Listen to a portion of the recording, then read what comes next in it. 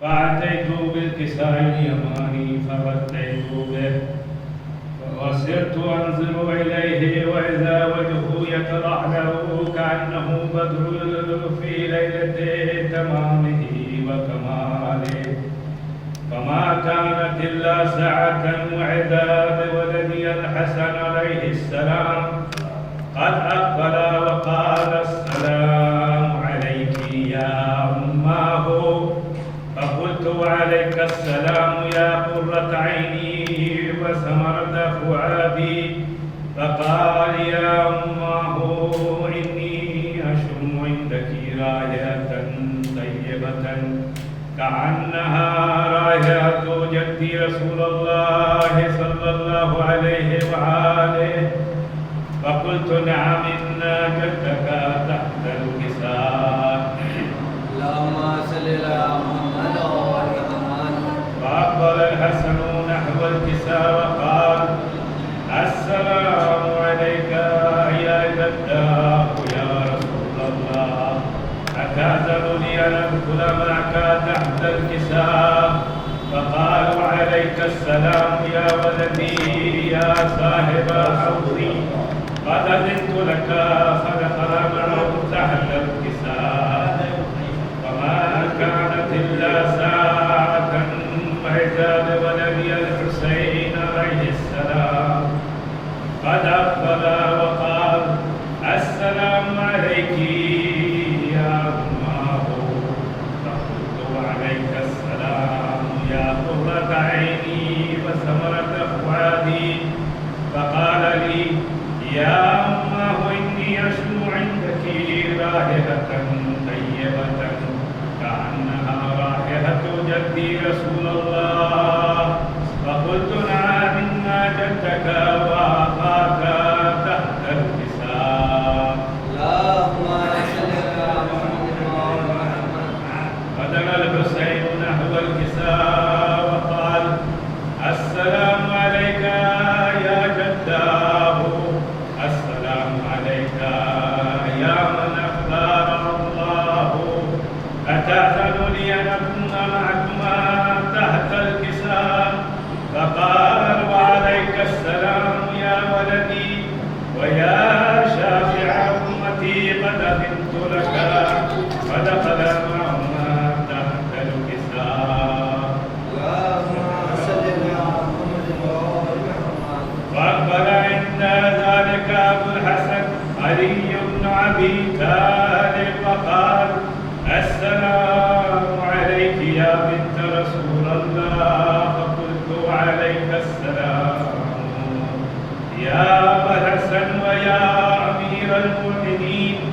فقال: يا فاطمة إني أشم عندك رائحة طيبة كأنها رائحة أخي وابن عمي رسول الله.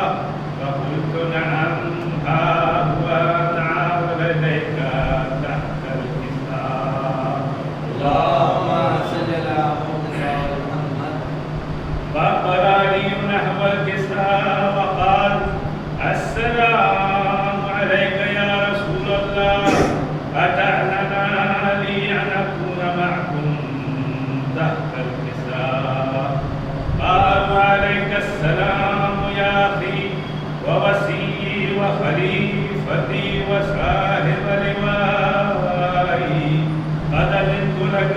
فدخل علي تحت الكساء. اللهم صل على محمد وعلى محمد. ثم أتيت نحو الكساء وقلت: السلام عليك يا أبتاه يا رسول الله، أتأذن لي أن أكون معكم تحت الكساء؟ قال: وعليك السلام يا بنتي ويا بزعتي. قد أذنت لك. فدخلت تحت الكساء.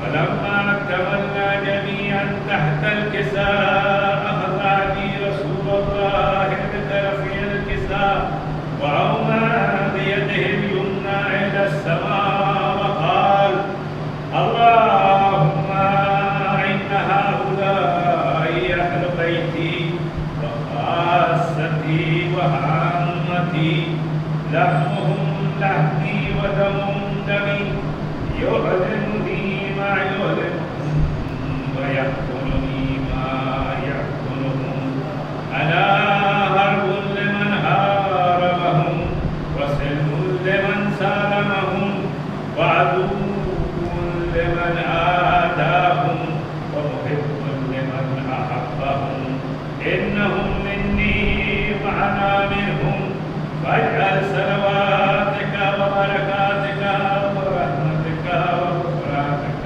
ورضوانك علي وعليهم وأذهب عنهم الرجس وطهرهم تطهيرا.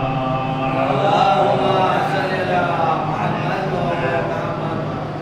فقال الله عز وجل يا ملائكتي ويا سكان سماواتي إني ما خلقت سماء مبنية ولا أرضا مهدية ولا قمرا منيرا ولا شمسا مذيعا ولا برقا يدور ولا بحرا يجري ولا فلكا يسري إلا لمحبة هؤلاء الخمسة الذي هم تحت الكساء. فقال العميد جبرائيل يا ربي ومن تحت الكساء؟ فقال عز وجل هم أهل بيت النبوة ومعدن الرسالة هم فاطمة وأبوها وخالها وبنوها. اللهم صل على محمد وعلى محمد. فقال جبرائيل يا ربي أتأذن لي أن أهبط إلى الأرض لأكون معهم سادسا؟ فقال الله نعم قد أذنت لك. فهبط الأمين جبرائيل فقال السلام عليك يا رسول الله. العلي الأعلى يقرعك السلام ويخصك بالتحية والإكرام ويقول لك وعزتي وجلالي إني ما خلقت سماء مبنية ولا أرضا مدهية ولا قمرا منيرا ولا شمسا مذيعا ولا فلكا يدور ولا بحرا يجري ولا فلكا يسري إلا لأجلكم ومحبتكم وقد أذن لي أن أكون معكم فهل تعلم لي يا رسول الله؟ فقال رسول الله عليك السلام يا أمين وحي الله إنه نعم قد أذنت لك. فدخل جبرائيل معنا تحت الكساء. اللهم صل على محمد وعلى محمد.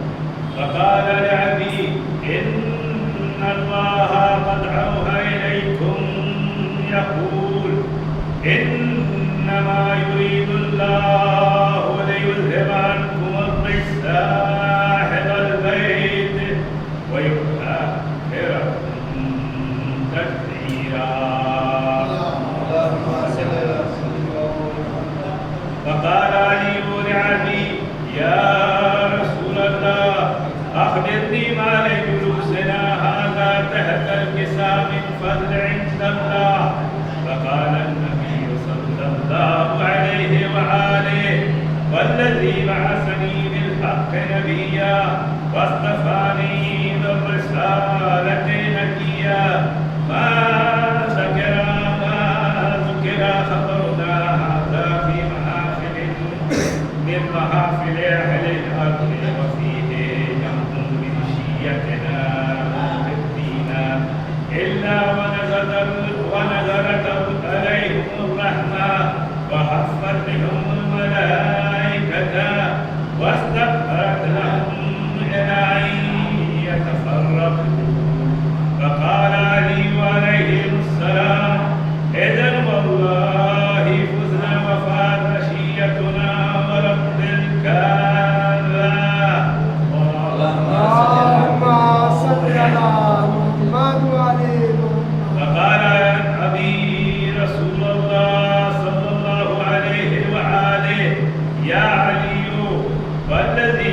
بعثني بالحق نبيا واصطفاني بالرسالة نجيا ما ذكروه خبرنا هذا في محافل من محافل أهل الأرض وفيه جنوب شيتنا ومحبينا وفيهم مهموم إلا وفرج الله هما ولا مهموم إلا وكشف الله هما ولا طالب حاجة إلا وقضى الله حاجتا فقال علي عليه السلام إذن والله فزنا وسعدنا فكذلك عشيتنا فاتوا وسعدوا في الدنيا والآخرة ورب الكعبة اللهم صل على محمد وآل محمد. إن الله وملائكته يصلون على النبي يا أيها الذين آمنوا صلوا عليه وسلموا تسليما اللهم صل على محمد وآل محمد. محمد وآل محمد صلوات. اللهم صل على محمد وآل محمد. اللهم صل على محمد وآل محمد.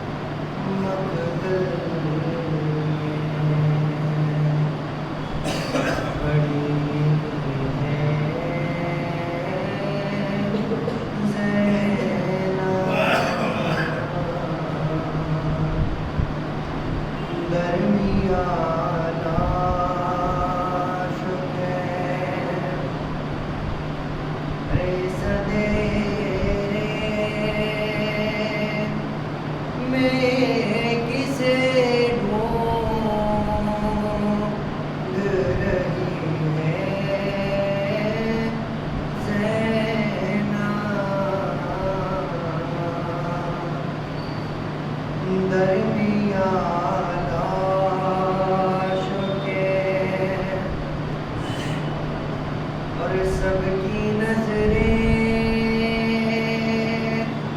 ہیں چمکتے ہوئے خنجر کی طرح، سب کی نظریں ہیں چمکتے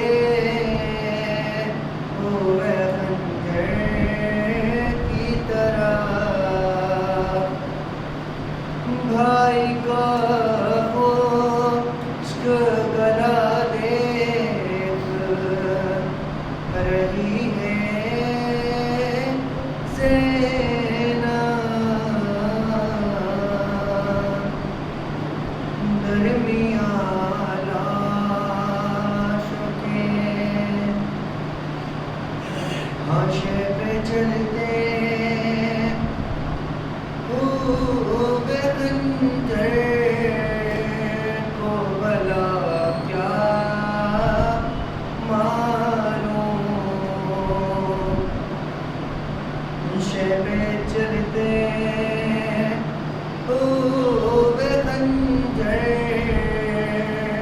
کو بھلا کیا معلوم، کس طرح بش کھا کے گری ہے زینب، درمیان لاشوں کے ہاتھ اٹھا کر کس طرح سے لاشوں کو سلام، ہاتھ اٹھا کر کس طرح سے لاشوں کو سلام، ہاتھ رسی میں ہے شانوں سے بندھی ہے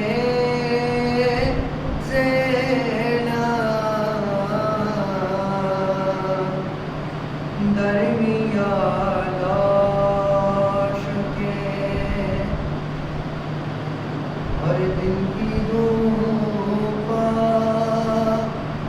کے گئی اوش کی رات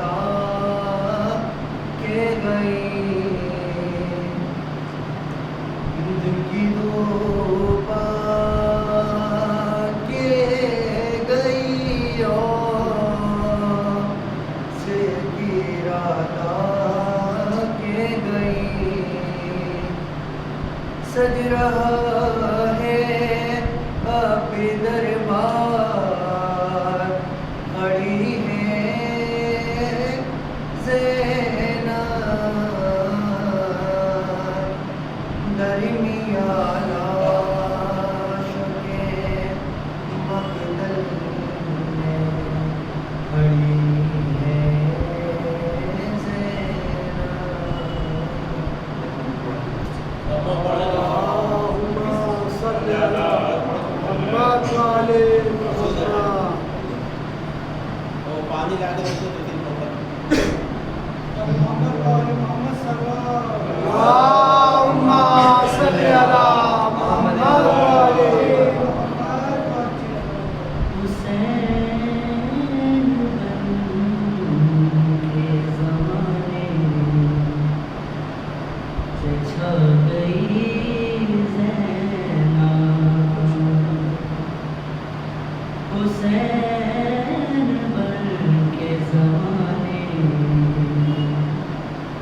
بچھائے گئی زینب زبان تیغ سے کفار کھلا گئی زینب زبان تیغ سے کفار کھلا گئی زینب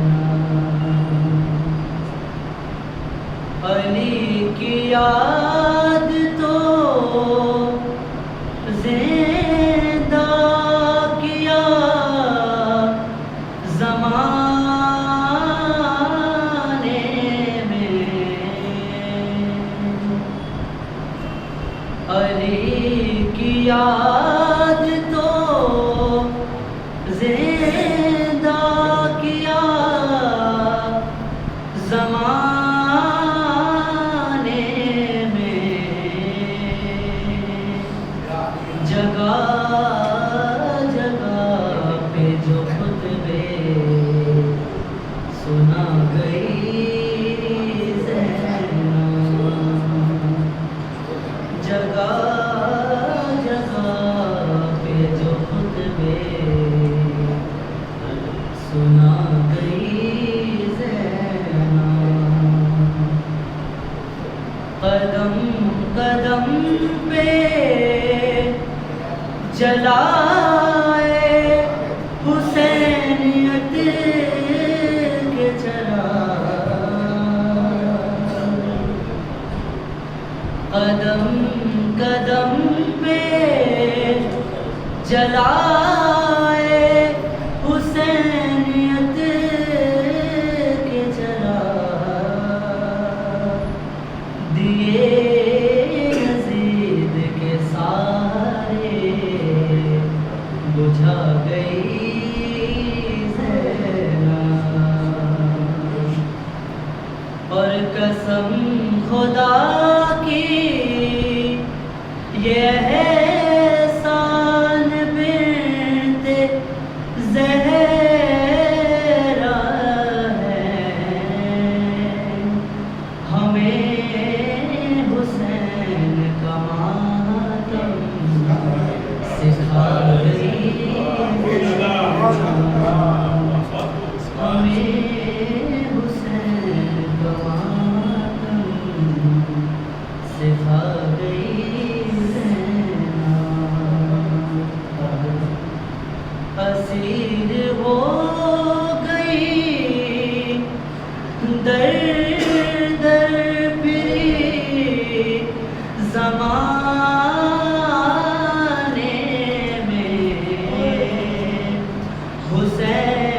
حسینیت کو مگر جگمگا گئی زینب حسینیت کو مگر جگمگا گئی زینب محمد وعلی محمد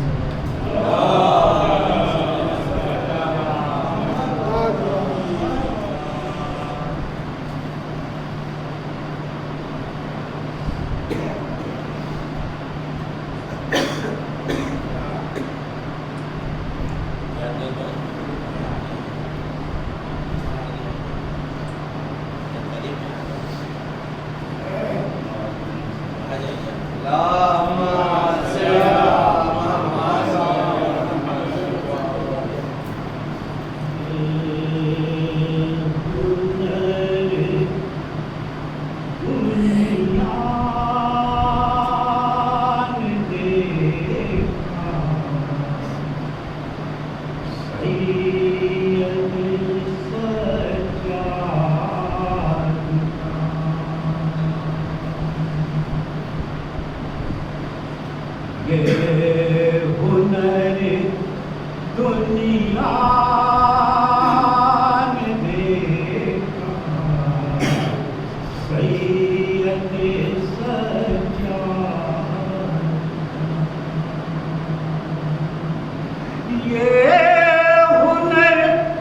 دنیا نے دیکھا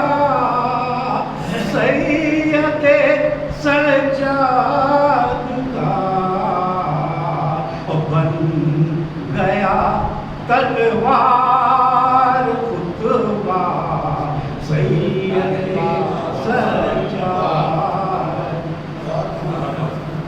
بن گیا تلوار سید سجاد کہ دیکھ کر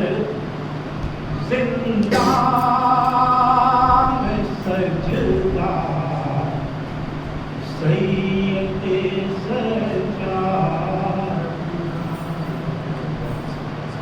دیکھ کر زندان میں سجدہ سید سجاد کا پڑھتا ہے کعبہ قصیدہ سید پڑھتا ہے کعبہ قصیدہ سید سجاد لوہے کی زنجیر زخمی ہو گئی زندان کا لوہے کی زنجیر زخمی ہو گئی زندان کا روک پائی پر نہ رستا سید سجاد روک پائی پر نہ رستا سید سجاد اور آسماں کی گود میں اتنے ستارے بھی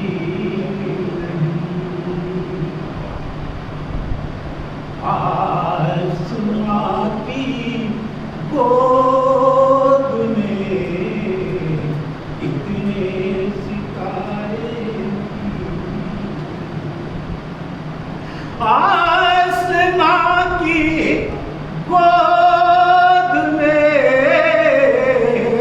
اتنے ستارے بھی نہیں قید میں جتنا ہر سجدہ سید سجاد قید میں جتنا ہے سجدہ سید سجاد او بیڑیاں کافے لیکن تو لنگر میں رکھا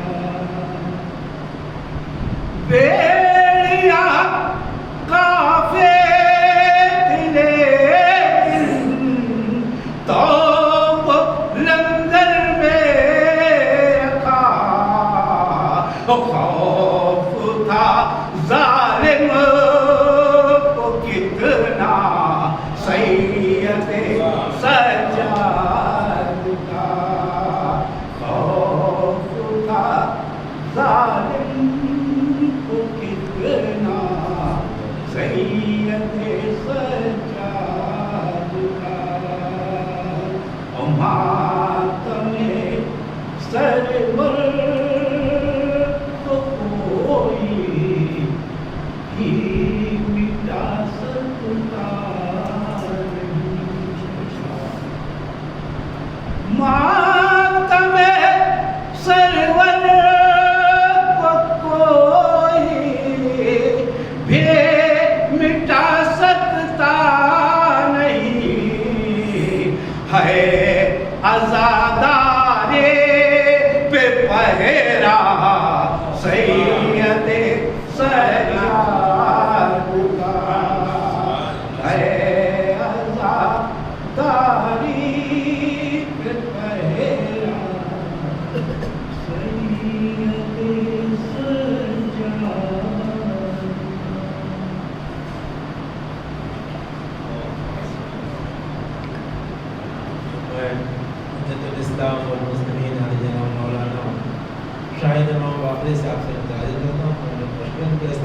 ایک سلوات آواز مولا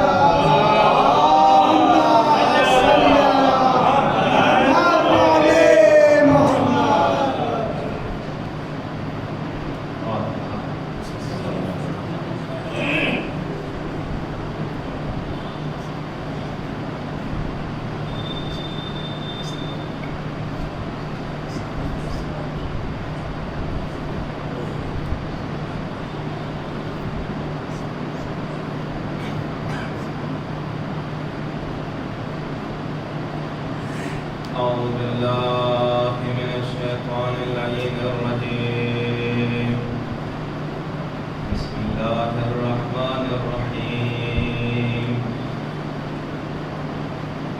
الحمد لله رب العالمين والصلاة والسلام على سيدنا وشفيع ذنوبنا وطبيب نفوسنا وحبيب قلوبنا ومولانا ومولى الثقلين وجد الحسن والحسين أبي القاسم محمد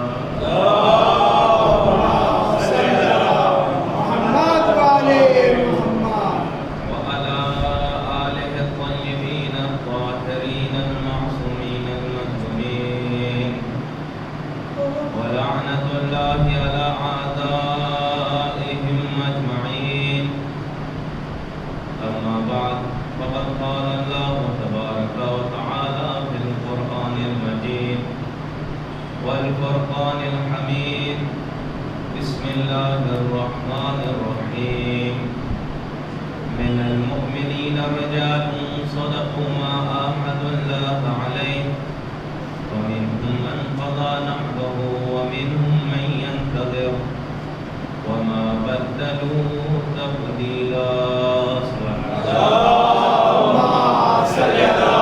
محمد وعلي محمد عزیزان محترم، اس اشرے کی تیسری مجلس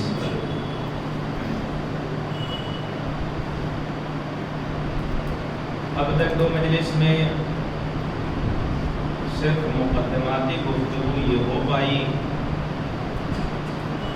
کہ ہماری جو فکری مشکل، علمی مشکل، سماجی مشکل، انفرادی مشکل یا اجتماعی اگر پرابلم ہے تو اس کا راہ حل ایک ایسی جگہ ہے جہاں ہم متوجہ نہیں ہیں۔ میں نے کل اسے عرض کیا تھا کہ بہت سے لوگ اپنے وقت کے امام کی پہچان نہیں رکھتے اور اس لیے ظہور کی دعا کرتے ہیں کہ آج جو ہم دبے کچلے مظلوم اور فقیر والی جو زندگی ہے، جب امام آئیں گے تو بہترین ایئر کنڈیشن زندگی ہو جائے۔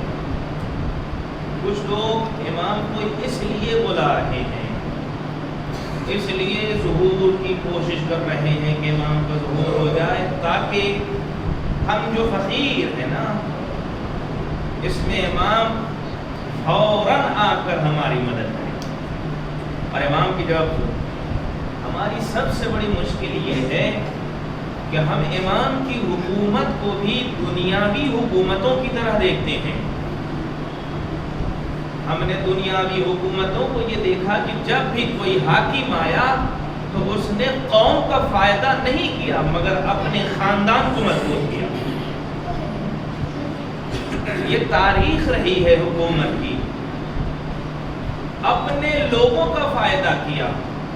تو کیا اسی عنوان سے کہ ہم آج اگر ہمارے پاس چھوٹا سا مکان ہے، زیادہ اچھی زندگی نہیں ہے، ایئر کنڈیشن زندگی چاہیے تو اس لیے امام کا ظہور ہو جائے؟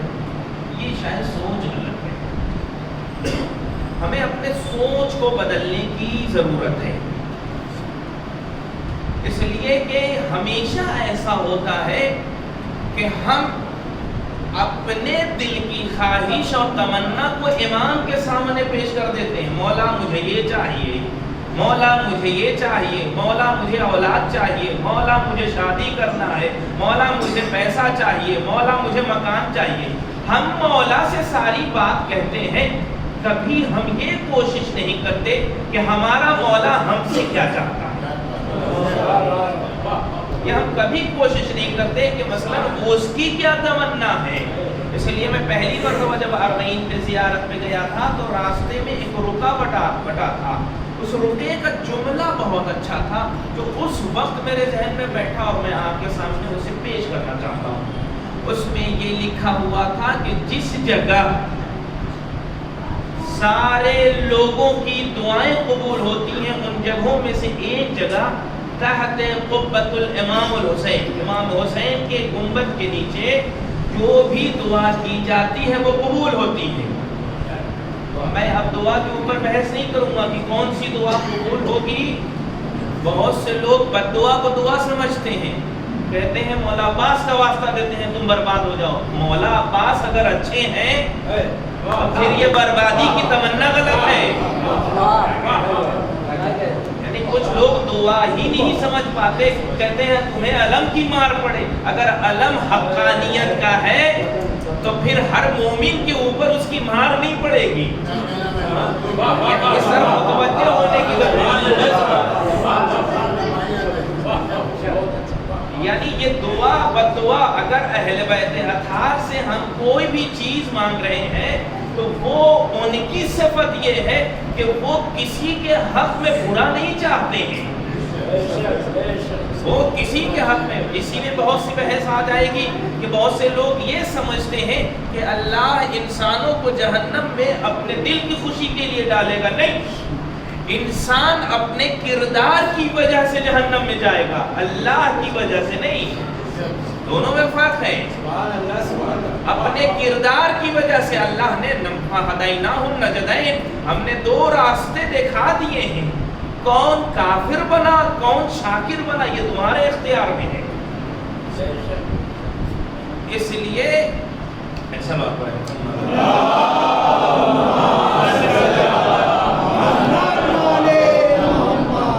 اس رقعے کے اندر جو جملہ تھا وہ یہ تھا کہ جس جگہ ساری دعائیں قبول ہوتی ہیں.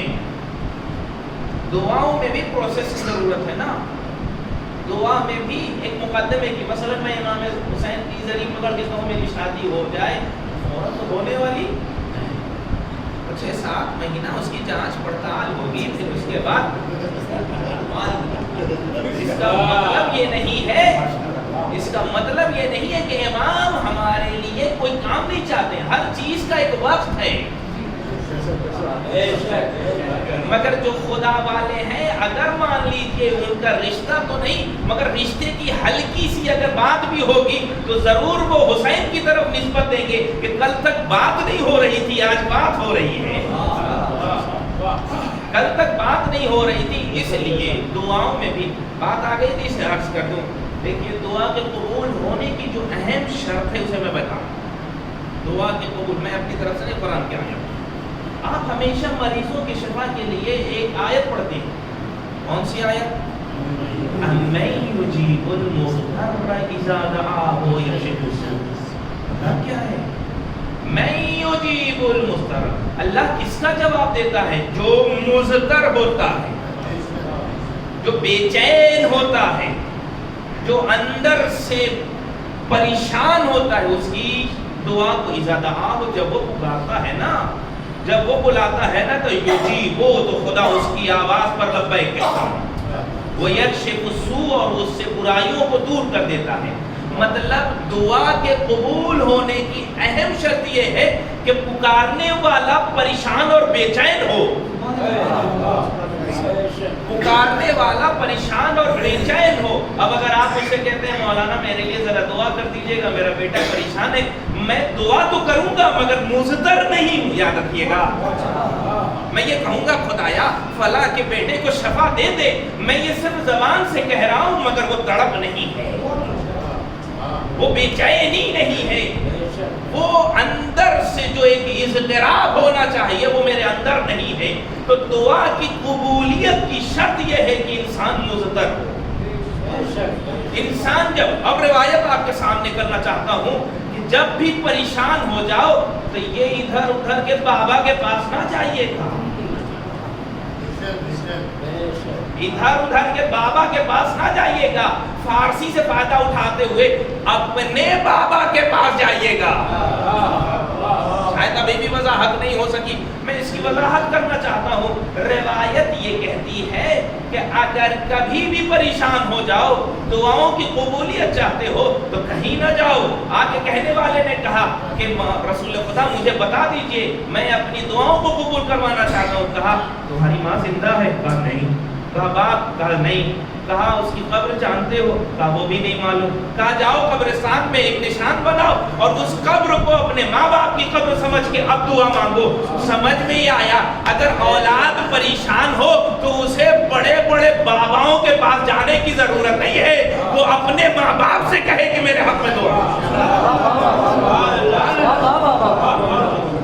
اور روایت پھر دوسرے اعتبار سے یہ کہہ رہی ہے کہ اگر ماں باپ پریشان ہو تو وہ کہیں اور نہ جائیں، وہ اپنی اولاد سے کہیں کہ تم میرے حق میں دعا کرو. اس لیے کہ جب اولاد دعا کرے گی تو ماں باپ کی حق کی یہ دعائیں قبول ہو جائیں گی.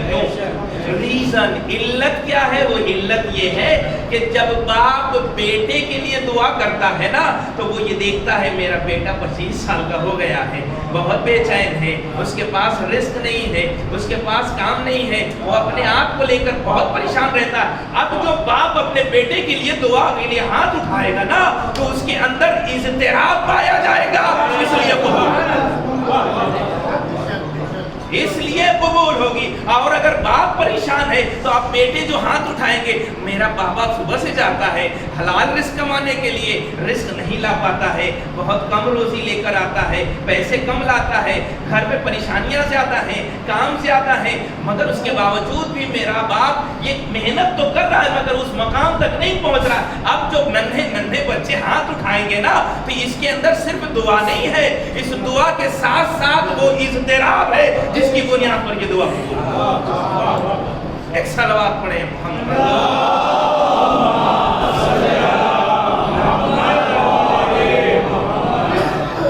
اس لیے ہر پریشانی کا حل ماں باپ کے پاس ہے. ان لوگوں کی تو خیر ہے کہ جو اپنے ماں باپ کو ناراض کر چکے ہیں، جو اپنے ماں باپ کا، میں اسے بس ایک جملے میں عرض کروں گا، جو اپنے ماں باپ کا نہیں وہ علی کا بھی نہیں. اس لیے کہ جو اپنے باپ کی یہ پیروی نہیں کر سکتا وہ حقیقت میں علی کی وہ نہیں مان سکتا. علی کی بھی پیروی وہ نہیں کر سکتا. اس رقعے میں جو دعا تھی وہ یہ ہے کہ جس جگہ تمام لوگوں کی دعائیں قبول ہوتی ہیں وہ گنبد امام حسین کے نیچے، وہاں پر لوگ اپنی دعائیں یہ پیش کرتے ہیں، مجھے مکان مل جائے، مجھے بیٹا مل جائے، مجھے نوکری مل جائے، مجھے. جہاں دعا قبول ہوتی ہے وہاں مجھے کوئی یاد نہیں کرتا. یہ امام کے شکووں میں سے ایک شکوہ ہے. جہاں ہم پہنچ جاتے ہیں نا، آپ نے بہت سے لوگ زیارت کے لیے گئے ہیں، میں ایک رمز والی گفتگو آپ کے سامنے پیش کرنا چاہتا ہوں. رمزی وہ یہ ہے کہ دیکھیے جب بھی زیارت کربلا کے لیے جائیے نا تو امام حسین سے وہ مانگیے جو کوئی نہ دے سکے، وہ مانگیے جو کوئی نہ دے سکے. اور اگر دنیا چاہیے تو حسین سے نہ مانگو، یہ تو حبیب نے مظاہر دے دیں گے. حسین سے کیا چاہیے؟ حسین سے یہ چاہیے کہ خدایا مجھے ہدایت دے دے. مجھے اگر ہدایت مل گئی نا تو یہ دولت بھی مجھے بہت اچھے مقام تک پہنچا دے گی، یہ اولاد بھی مجھے بہت اچھی منزل تک پہنچا دے گی، یہ شہرت، یہ ساری چیزیں کہیں نہ کہیں حسین سے خرید کر. المختصر اب روایت کی طرف آنا چاہتا ہوں. مضطر جب انسان اضطراب میں ہوتا ہے تو اس کی دعا. اب روایت یہ ہے کہ یہاں پہ لفظ مضطر سے اس کی تعبیر یہ ہے کہ امام زمانہ مراد ہے.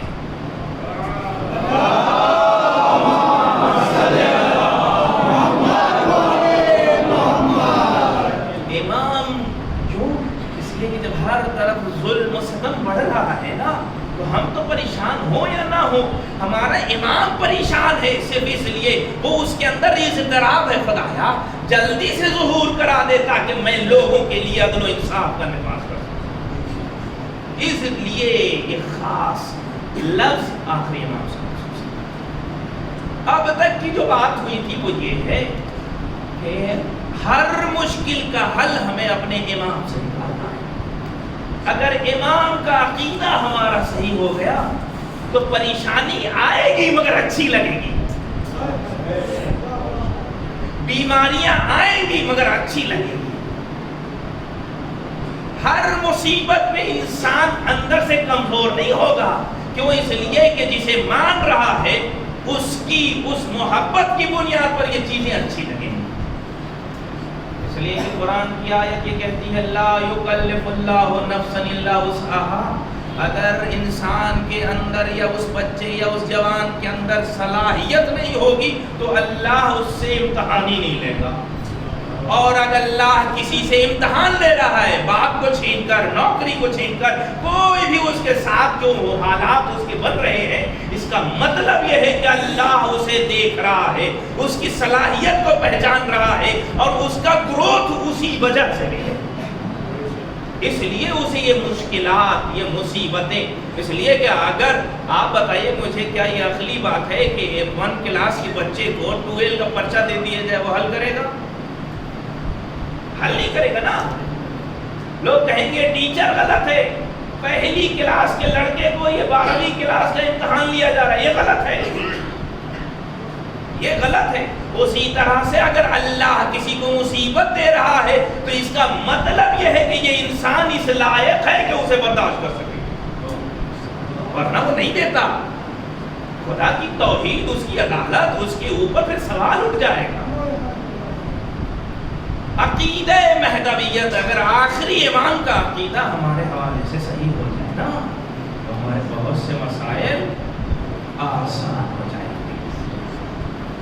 بہت سے لوگ یہ دعا کرتے ہیں کہ امام کا ظہور اس لیے ہو جائے کہ ہماری زندگی اچھی ہو جائے۔ یاد رکھیے گا، میں اسے عرض کروں گا کہ جب امام کا ظہور ہوگا تو مکمل 7 مہینے تک خون کی جنگ ہے، 1-2 دن نہیں، 7 مہینے تک صرف خون ہی خون ہے۔ امام کے لشکر والے ہر ظالم سے ٹکرائیں گے۔ میں ساری چیزوں کو عرض کروں گا کہ یہ امام کا جو سلوگن ہوگا وہ کیا ہوگا، امام کے پرچم اور ان کا اعلان جو ہوگا وہ کیا ہوگا، امام کے لشکر میں یہ 313 کا کانسیپٹ ہے وہ کون لوگ ہوں گے، کیا ہمارے معاشرے میں ایسے لوگ ابھی تیار ہو پائے ہیں یا نہیں؟ اور بہت سے لوگوں کے سوالات یہ ہوتے ہیں کہ کیا اب تک اس زمانے سے لے کے اب تک 313 ہوئے یا نہیں ہوئے؟ یہ سارے سوال ہیں نا۔ امام آئیں گے تو تلوار سے جنگ کریں گے یا نہیں کریں گے؟ امام کی جب حکومت ہوگی تو حکومت کس طرح کی ہوگی؟ میں نے کل ایک اشارہ کیا تھا کہ امام کی حکومت کی ایک بنیاد یہ ہوگی کہ امام جو بھی راہ ہدایت سے بھٹکے گا، اگر وہ پیسہ کسی سے قرض لیا ہے اور قرض لینے کی وجہ سے امام اس کا قرض ادا کرے گا۔ یہ امام کی حکومت میں نے روایتوں میں پڑھا کہ وہ زمانہ ایسا زمانہ ہوگا کہ جس زمانے میں ایک مومن دوسرے مومن سے کی جیب سے، بینک بیلنس نہیں، اس کے تجوری سے نہیں، اس کے جیب سے اپنی مرضی کے اعتبار جتنا چاہے نکال لے گا اور اس کے ماتھے پہ شکن بھی نہیں آئے گا۔ یہ آخری زمانے کے لوگوں کے حالات ہوں گے۔ تو ہمیں کہیں نہ کہیں اس انداز پہ سوچنا چاہیے، اس انداز سے کہ امام کے ظہور میں صرف یہ کیوں سوچ رہے ہیں کہ ہماری زندگی ایسی والی ہو جائے، امام کے لیے ہم نے کون سا مقدمہ فراہم کیا۔ میں تاریخ کی ایک عجیب پہلو پہ روشنی ڈالنا چاہتا ہوں۔ طلحہ اور زبیر کا نام سنا ہے؟ طلحہ اور زبیر بعد میں علی کے خلاف ہوئے ہیں، پہلے علی کے بہت قریبی لوگوں میں سے تھے۔ طلحہ اور زبیر ایک نام ہے تاریخ کا۔ شورا میں 3 گواہی دینے والے میں مولا علی کے ساتھ ساتھ یہ دونوں تھے۔ جب یہ طے ہو رہا تھا کون بنے گا خلیفہ، تو اس میں 2 وہ لوگ، یہ طلحہ اور زبیر وہ تھے جو علی کا ساتھ دے رہے تھے، مگر جنگ صفین کے بعد یہ کہاں گئے؟ جنگ جمل کی داستان آپ کے سامنے ہے نا. طلحہ. اچھا سوال یہ ہے کہ دشمنی کس وجہ سے ہوئی علی جیسی شخصیت سے؟ وہ جو زندگی بھر علی پر اپنے آپ کو قربان کر رہا تھا، آخر وہ دشمن کب ہوا؟ سنیں گے کب ہوا؟ جب یہ حکومت سارے دروازوں سے ٹھوکر کھا کر جب علی کے قدموں میں بھیک مانگنے لگی. علی خود نہیں گئے تھے حکومت تک. جب علی کے قدموں میں جب بھیک مانگنے لگی، لوگ کہنے لگے مولا آپ لے لیجئے، آپ حکومت کیجئے، آپ حکومت کیجئے. آپ جب مجبوری کی بنیاد، علی خوش ہو کے نہیں لے رہے تھے، اس لیے کہ علی پر اسی دن ظلم ہو گیا تھا جب اس حق سے پہلے دن محروم کر دیا گیا تھا. اور خطبہ شیخیہ پڑھنا چاہیے، وہاں پر ایک شکوہ ہے مولا کائنات کا. مولا کی یہ امام اسے کہتے ہیں کہ جو اپنے ایک باپ کی کمال اور اس کی اچھائی، ایک باپ کو اچھا باپ کب کہا جائے گا؟ جب وہ اپنے نالائق بیٹوں کو بھی اپنے ساتھ جوڑ کے اچھا بنا لے. اس کا مطلب یہ ہے کہ علی اور اولاد علی کا سب سے بڑا غم یہ تھا کہ ہمارے رسول کے ماننے والے لوگ کیوں بھاگ گئے. یہ خوشی کی بات نہیں تھی کہ لوگ اس راستے کو چھوڑ رہے ہیں. امام کی پوری کوشش تھی کہ امام اپنے فیض سے سب کو سمیٹ لیں، سب کو سمیٹ لیں. اس میں انشاءاللہ عرض کروں گا. معلوم ہے جب حکومت ملی ہے تو کیا کہا ہے؟ حکومت ملنے کے بعد پہلی کنڈیشن سب کو اعلان کر دیا، سنو اب تک تمہیں بیت المال سے بڑے صحابی ہونے کی وجہ سے بزرگ تھے، جنگ بدر میں تم نے شرکت کی تھی، جنگ احد میں تم نے رسول کا ساتھ دیا تھا، اب تک کے خلیفہ نے یہ بڑاپا دکھا کے تمہیں بیت المال سے 3 گنا 4 گنا 5 گنا الگ سے حصہ دیا تھا نا. اب یہ علی حاکم ہے، اب یہ علی کی حکومت ہے، چاہے کوئی کتنا ہی بڑا صحابی ہو سب کو برابر ملے گا، سب کو برابر ملے گا. جب یہ علی نے کہا تو یہ وہی چیز تھی جس کی بنیاد پر طلحہ اور زبیر علی سے الگ ہو گئے. یہ وہی چیز تھی کہ جس کی بنیاد پر طلحہ، ہمیں تو اب تک اتنا زیادہ ملتا تھا، ہمیں تو اب تک اتنا زیادہ ملتا تھا. یہ معاملہ جا کر کہاں علی کی عدالت میں ختم ہو. اب ذرا ہم اپنے آپ کو جانچیں. آخری امام کا جب ظہور ہوگا نا تو یہ جتنا خمس زکوٰۃ پیسہ لوگ جمع کر رہے ہیں نا، بڑے بڑے فاؤنڈیشن، بڑے بڑے ادارے، بڑے بڑے فاؤنڈیشن اور جو ادارے چلائے جا رہے ہیں نا، سب جمع کر کے امام کہیں اچھا بتائیے جب امام کا حق ہے ہمیں پتہ نہیں ہم صحیح ادا کر بھی پا رہے ہیں کہ نہیں. اس لیے کہ کہیں ہو سکتا ہے کہ میں اپنے رشتہ دار کو اس کا حقدار بنا دوں اور حقدار کو چھوڑ دوں. یہ ممکن ہے نا. جب امام کا ظہور ہوگا تو حق تو یہی ہے کہ ہر انسان جو یہ بڑی مشکل سے ذمہ داری نبھا رہا ہے وہ فوراً امام سے کہے گا مولا اب تک تو پتہ نہیں کتنی غلطیاں کی ہیں، کچھ معلوم نہیں، اب اس کو آپ سنبھالیے. حق تو یہ ہونا چاہیے نا. مگر ہوگا کیا؟ میرے جیسا انسان کہے گا اما کئی ملک گھوم گھوم کے میں نے کروڑوں جمع کیا ہے اور انہیں ایک مسئلے میں آسانی سے دے دیں.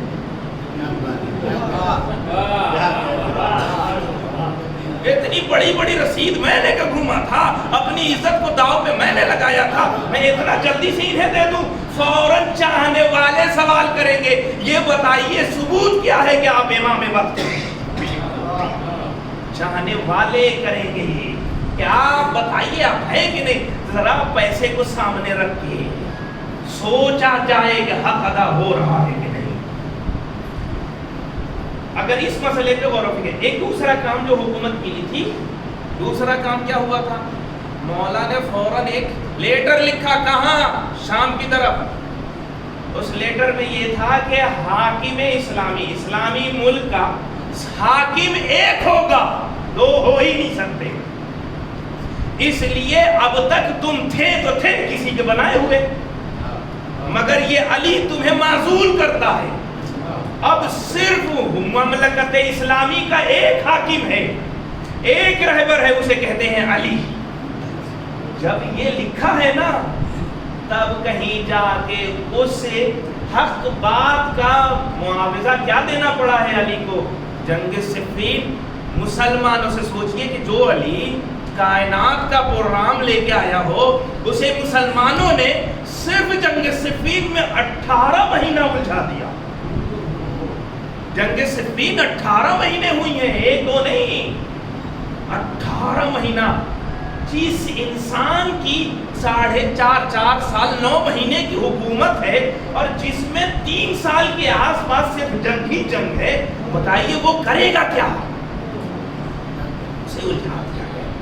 تو کہیں نہ کہیں اگر ہم بیت المال کو ادا کرنے کے لائق نہیں ہیں، ابھی ہمارے پاس بہت اچھے سے یہ کانسیپٹ چل رہا، دیکھیے وہ باغ فلک کے کھانے والے کو آپ بتائیے، جس نے بھی باغ فلک کھایا ہے وہ کیا ہے؟ شرم کیا ہے؟ حق بھی ہے۔ جو بھی باغ فلک کھا جائے، اللہ اکبر، ہر سال سہم امام ہم کھا رہے ہیں تو ہم بہت اچھے دوست ہو جائیں گے۔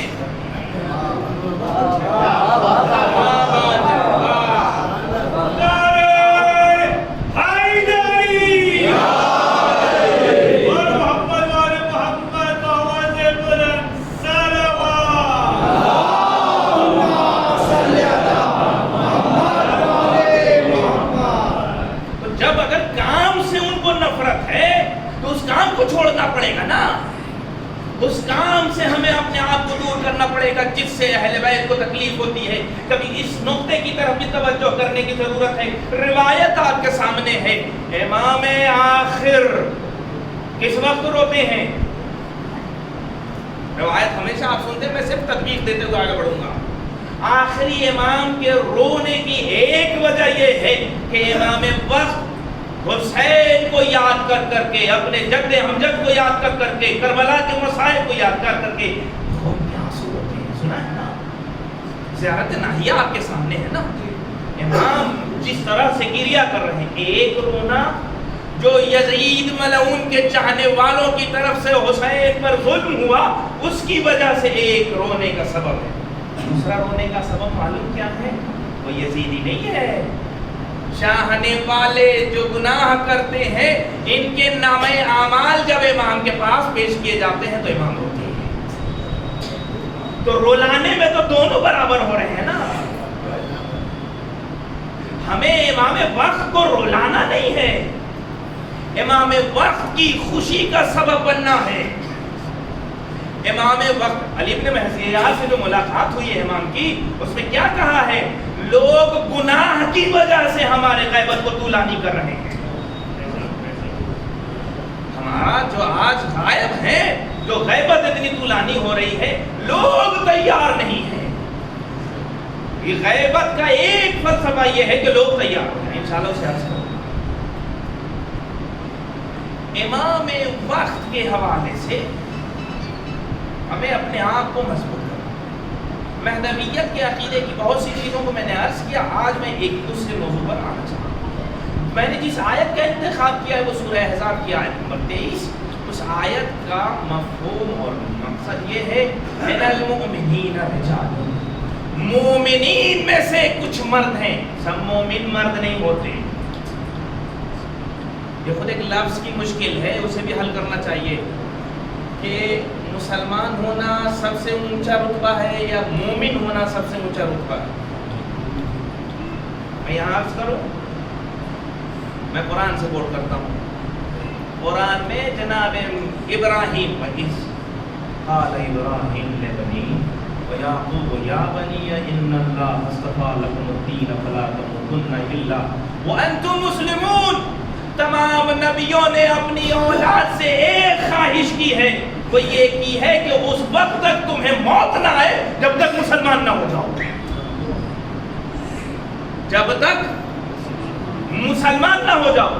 اس کا مطلب ابراہیم مسلمان تھے، اس کا مطلب موسیٰ مسلمان تھے، عیسیٰ مسلمان تھے، مگر یہ جو مومن ہونے کی بات چل رہی ہے، پوری آیتوں کو کھنگالنے کے بعد یہ نتیجہ ملتا ہے جو صرف ظاہری کلمہ پڑھتے ہیں ان کو مسلمان کہا جاتا ہے۔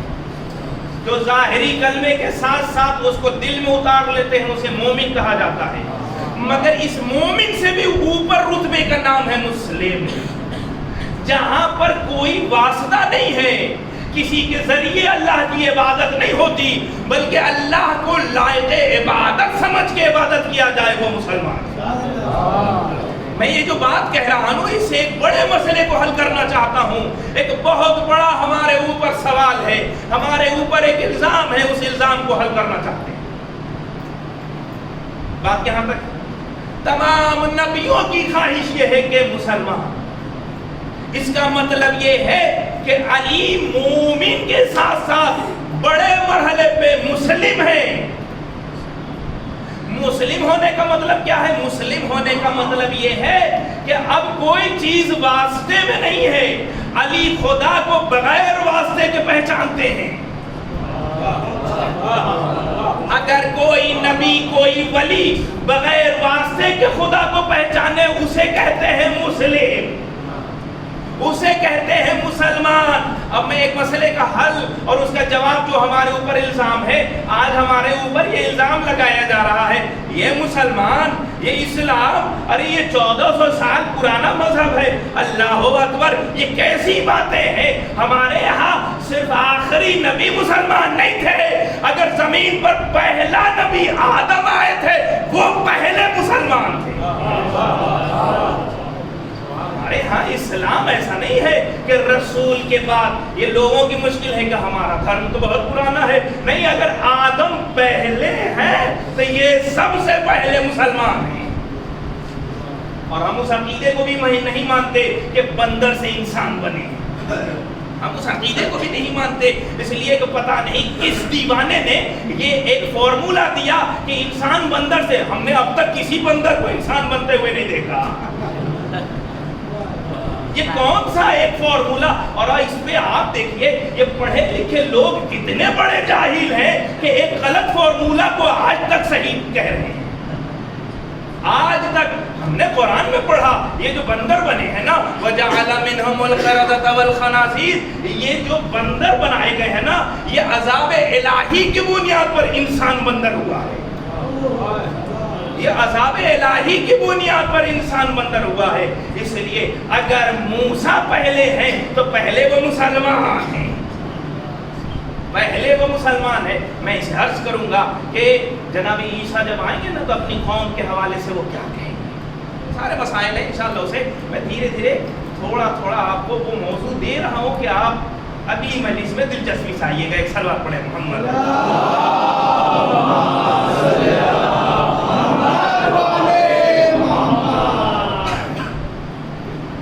مہدویت کا عقیدہ ہماری زندگی کو بدل دے۔ میں نے کل عرض کیا کہ اگر امام وقت کو مان لیں گے، جان لیں گے، پہچان لیں گے تو جہالت کی موت نہیں آئے گی، ضلالت کے ساتھ ہم دین میں گمراہ نہیں مریں گے، ضلالت والی زندگی نہیں ہوگی۔ اللہ اکبر۔ اب رہا مسئلہ یہ کہ امام کہتے کسے ہیں؟ امامت پہ بہت سی مجلسیں آپ نے سنی ہے، امامت کے حوالے سے بس امام کی تعریف یہ ہے کہ جو دینی امور کو لوگوں کے سنبھال لے۔ اور ہمارے یہاں رسول کے بعد ایک الگ کانسیپٹ کا نام امام نہیں ہے، رسول جہاں چھوڑ کے گئے ہیں اسی کام کو بڑھانے کا نام ہے امامت۔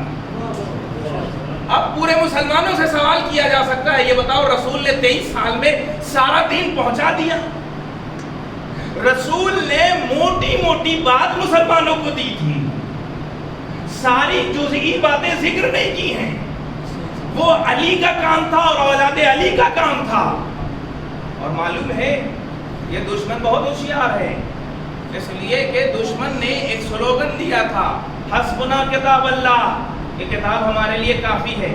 کبھی سوچا کیوں؟ اس لیے کہ یہ اس سلوگن کے ذریعے رسول کی جتنی بھی حدیث ہے اسے ختم کر دیا جائے۔ اس لیے کیا جب میرے پاس قرآن موجود ہے تو کیا ضرورت ہے رسول کی حدیث کی؟ یہی پیش کیا گیا نا۔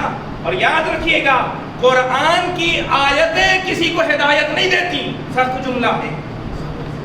قرآن کی آیتیں کسی کو ہدایت نہیں دیتی. خود خدا کہہ رہا ہے اِنَّا أَنزَلْنَا إِلَيْكَ الذِّكْرَ لِتُبَيِّنَ لِلنَّاسِ. یہ جو قرآن ہم نے نازل کیا ہے نا، یہ قرآن اس وقت کہا جائے گا جب اس کی تفسیر رسول بیان کرے. اگر اس کی تفسیر رسول بیان کرے یا آل رسول بیان کرے تب اسے قرآن کہا جائے گا، ورنہ یہی قرآن ہے جسے بہت سے لوگ پڑھ کے کوئی داعش بن گیا، کوئی طالبان بن گیا. اس لیے دوسری جگہ سورہ ابراہیم میں لِتُخْرِجَ مِنَ الظُّلُمَاتِ إِلَى النُّورِ، اے رسول یہ قرآن کی آیت کسی کو ظلمت سے نکال کر نور کی طرف نہیں لے جاتی. یہ آپ کی شخصیت ہے، یہ آپ کی وجہ سے لوگ ظلمت سے نکل کے نور کی طرف جاتے ہیں. خود اس پہ بھی بحث کبھی ہونی چاہیے کہ یہ جو ہمارے پاس قرآن موجود ہے یہ کیا ہے. اس لیے اس بات کی دلیل ہمیں کہاں سمجھ میں آئی کہ علی کس طرف متوجہ کرنا چاہ رہے تھے. مگر کچھ لوگ ایسے ہیں کہ ظاہر کے آگے وہ حقیقی دین کو چھوڑ دیتے ہیں، ظاہری چیزوں پہ بہت زیادہ حقیقی دین کو چھوڑ دیا کرتے ہیں. انہی میں سے جنگ صفین میں علی یہ چیخ کے کہتے رہ گئے، ارے حقیقی قرآن وہ نہیں ہے جو نیزے پہ ہے، حقیقی قرآن وہ نہیں ہے بلکہ حقیقی قرآن میں ہوں. اور دشمن بھی ہوشیار تھا، دشمن نے بھی یہ گیم کیا تھا نا، عمرو عاص نے کیا تھا نا. عمرو عاص نے وہ نیزے پہ جو قرآن کو رکھا تو لوگ کتنا ذہن کے اعتبار سے چھوٹے ذہن والے تھے کہ وہ فوراً قرآن کو دیکھ کر علی کا ساتھ چھوڑ کر اس طرف چلے گئے. ایک بہت بڑی تعداد علی کو چھوڑ کر اس طرف چلی گئی. کیوں؟ اس لیے کہ ظاہری. اب ہم بھی اپنی عزاداری میں، اپنی مجلسوں میں یہ ظاہری چیزوں پہ ہر چیز کا فیصلہ نہ کریں. یہ نہ دیکھیے کہ یہ رات بھر سبیل میں بہت رات بھر جاگتا ہے، یہ دیکھیے کہ اس کے ماں باپ کے ساتھ اس کا تعلق کیسا ہے.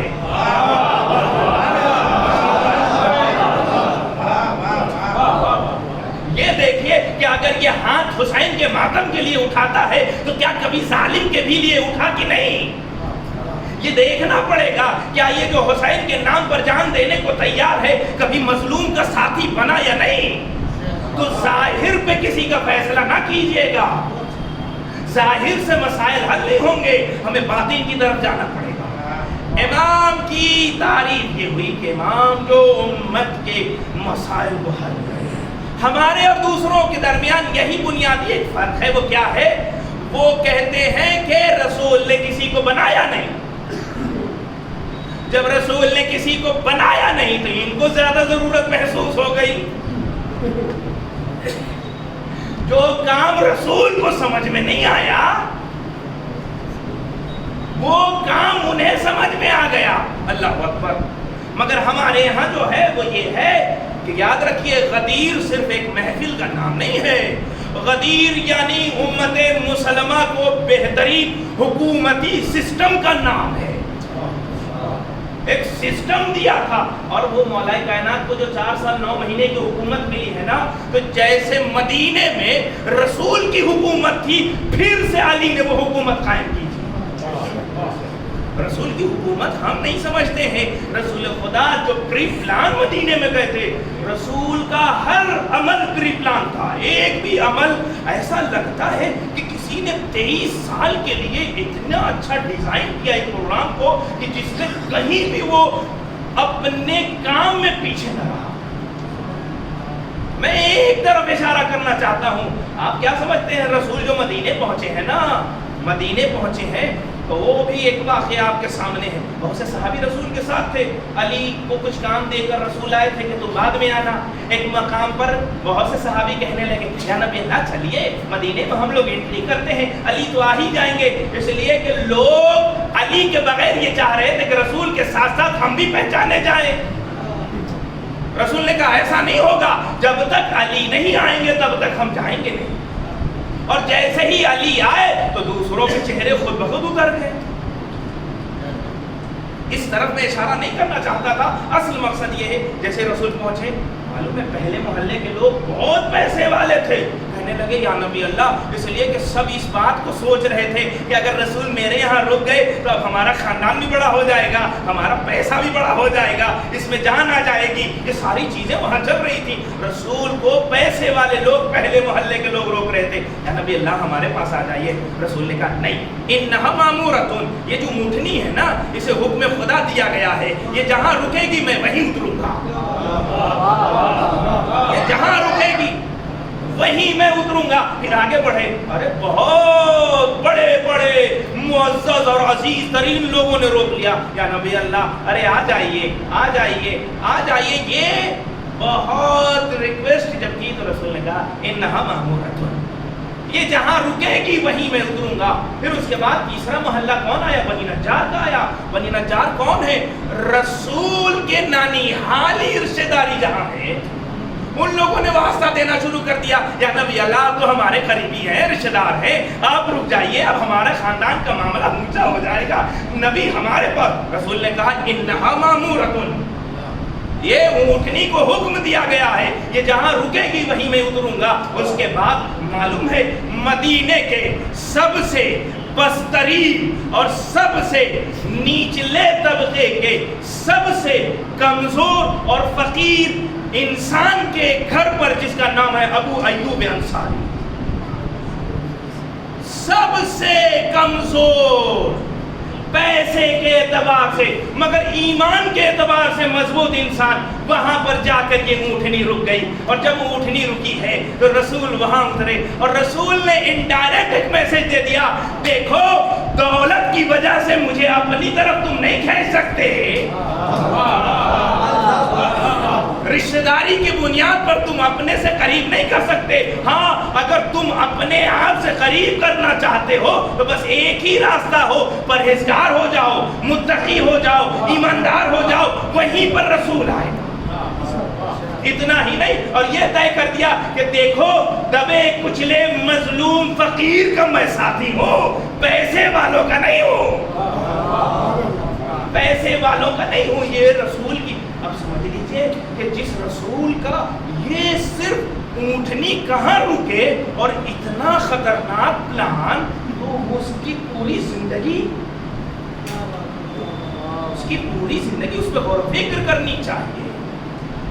اس لیے ہمارے ایمان کا بھی جو ظہور ہوگا وہ بہت پری پلان آئیں گے، ہر چیز نپی تلی ہوگی، ہر چیز کا حساب و کتاب ہوگا، کوئی بھی چیز ان کی آنکھوں سے اوجھل نہیں ہونے والی۔ امام کی تعریف یہ ہے، ان کے درمیان اور ہمارے درمیان یہ فرق ہے کہ ہم امام کو معصوم مانتے ہیں، وہ معصوم نہیں مانتے۔ جب معصوم ہم مانتے ہیں تو ہم اس بات کو مانتے ہیں یہ جو کہے گا وہ رسول کا بتایا ہوا کہے گا، وہ رسول کا بتایا ہوا ہمیں پہنچائے گا، اس لیے ہم اسے معصوم مانتے ہیں۔ مگر ان کے ہاں کیا ہے، انہوں نے جو کانسیپٹ رکھا معصوم ضروری نہیں ہے، جب دیکھا ان کے ہاں عصمت کی شرط نہیں ہے تو ہر خلیفہ نے کبھی شراب پی لیا، کبھی کچھ کر دیا، کبھی اپنے نشے میں آگے کہہ رہا تھا اگر کہو تو 2 رکعت اور پڑھا دو۔ یہ جو اس لیے کہ جب ان کے ہاں غلطیاں ہو گئیں، جب ان کے ہاں حقیقی خدا کا ولی نہیں تھا تو پھر وہ اپنے ذہن سے قانون بنا رہے تھے، اپنے ذہن سے چل رہے تھے اور پھر غلطیاں کر رہے تھے۔ اب سمجھ میں آیا جب ان سے غلطیاں زیادہ ہو گئی تو پھر وہاں پر انہیں خوش کرنے کا ایک بہترین ذریعہ نکالا گیا کہ ایک ہی کانسیپٹ رضی اللہ، اب اللہ راضی ہو جائے یہ خدا کا کام ہے۔ یہ رضی اللہ جو کہتے ہیں نا، اس میں سب سے بڑی مشکل یہ ہے کہ تم 1400 سال گزار چکے، آج تک تمہیں حق سمجھ میں نہ آیا، غلط کو غلط نہ کہہ سکے۔ اس کا مطلب یہ ہے کہ بہت سے لوگ ہوتے ہیں نا سماج میں ہمارے، جب کچھ ہوتا ہے ہم سے کیا مطلب، ہم سے کیا مطلب، ہم سے کیا مطلب، نہیں، غلط کو غلط کہو، اچھے کو اچھا کہو۔ یہ جو لوگ اپنی جان بچا کے بھاگتے ہیں نا وہ یہی کہتے ہیں۔ بہت سے لوگ بہانہ بناتے ہیں، ارے چھوڑیے ہم نہیں تو کچھ نہ کوئی ایسا ہو ہی جائے گا، کیسی باتیں کرتے ہیں۔ ارے معلوم ہے یہ بہانہ کون دے رہا تھا کربلا میں، کون دے رہا تھا؟ پیسر ساتھ اگر میں حسین کو قتل نہیں کروں گا تو کوئی نہ کوئی اور قتل کر دے گا، اس لیے میں قتل کر دوں. سمجھ رہے ہیں؟ یہ بہانے والی زندگی یہ صحیح نہیں ہے. امامت کی یہاں تک بات پہنچی، معصوم ہونا چاہیے. اچھا معصوم سے مراد یہ نہیں کہ گناہ نہ کرتا ہو. اللہ اکبر، معصوم کا مطلب یہ ہے کہ گناہ کا تصور تک نہ آئے، سوچ میں بھی گناہ نہ آئے. اچھا کسی نے پوچھ لیا مولا کیا آپ کے ذہن میں گناہ کا تصور نہیں آتا؟ اچھا یہ بتاؤ تم جو کھاتے ہو اور پیٹ سے نکلتا ہے وہ جانتے ہو اسے غلاظت کہتے ہیں نا. یہ بتاؤ کبھی کھانے کے بارے میں سوچا ہے تم نے؟ کہا مولا کیسی بات کر رہے ہیں، وہ پیٹ کی گندگی اسے میں سوچ بھی نہیں سکتا کہ میں اسے کھاؤں. کہا کیوں؟ کہا اس لیے کہ میں اس کی ہر ایک بری مہک اور بری چیزوں سے آگاہ ہوں. اللہ اکبر. کہا جیسے تم اس چیز کو کھانے کے بارے میں سوچ نہیں سکتے، اسی طرح گناہوں کی ہر چیز کے بارے میں ہمیں پتا ہے کس وجہ سے انسان گناہ کرتا ہے. تو جب وجہ معلوم ہے تو ہم تصور نہیں کر سکتے. جب وجہ معلوم ہے تو ہم تصور نہیں کر سکتے. یہ ہے امام. اب امام کے پاس کیا ہونا چاہیے؟ امام کے پاس علم لدنی، اس لیے کہ اس کو پورے دنیا کے مسائل حل کرنے ہیں نا. اس کے پاس وہ علم چاہیے جو خدا کی طرف سے. میں اس میں بھی بحث نہیں کروں گا. اس کے بعد جو دوسری چیز ہے وہ یہ ہے کہ ایک اہم چیز وہ یہ ہے کہ امام کا بے عیب ہونا چاہیے. بے عیب سے مراد کیا ہے؟ اس مجلس کا محاصل یہی رہے گا. امام کا بے عیب ہونا چاہیے. بے عیب سے مراد یہ ہے کہ امام لنگڑا نہ ہو، لولہا نہ ہو، اندھا نہ ہو، کانا نہ ہو، بہرا نہ ہو. یہ عیب ہے. یعنی امام اندھا نہیں ہوگا، امام لنگڑا نہیں ہوگا، امام لولہا نہیں ہوگا، اس لیے کہ یہ عیب شمار ہوتا ہے. اچھا تو اس کا مطلب امام سانولا ہو سکتا ہے؟ سوال ہے، میں بہت بڑے مسئلے کو حل کرنا چاہ رہا ہوں. امام یاد رکھیے انسان کا سانولا ہونا، گورا ہونا، کالا ہونا یہ عیب نہیں ہے. انسان کا سانولا ہونا، کالا ہونا، گورا ہونا یہ عیب نہیں ہے. اس لیے کہ نور جو اللہ نماز کی وجہ سے دیتا ہے تو وہ ضروری نہیں ہے کہ صرف گوروں کے چہرے پہ ہو.